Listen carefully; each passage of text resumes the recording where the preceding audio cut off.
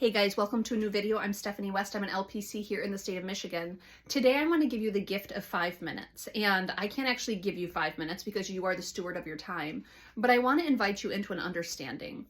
Often clients come in and they say, I hold A of value, B of value, C of value, and they tell me all the best of intentions they have with their life. So certain financial goals, certain physical wellness goals, certain spiritual practices, certain relational goals. And then we go into their story and we say, okay, how are you demonstrating that these things are important to you?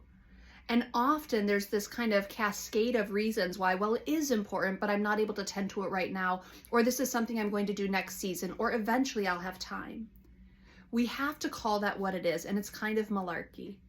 If you say something is of value to you, you would be living it out, or you would have a plan to kind of walk you towards how to live it out. How you spend your time demonstrates your values. One of the things we often talk about with clients is you might want to change, or you might be at the stage where you want to change. And there is a very big difference there. And so part of the tough love comes in with saying, do you really want this to be true? Because if you did, no one would be stopping you. There wouldn't be barriers in your way. You would be systematically chipping away at something if it's truly of value.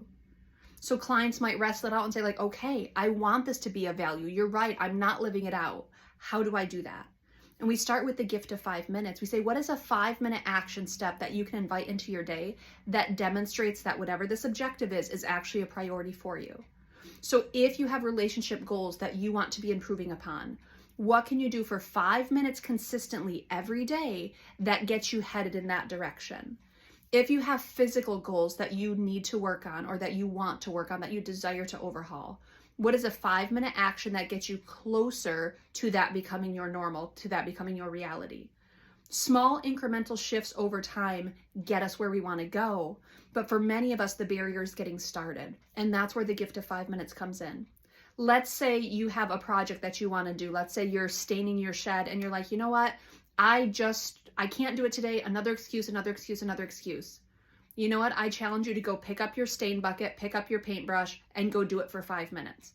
Maybe it goes further, maybe not, but at least you got 5 minutes done, and that 5 minutes says, this matters to me.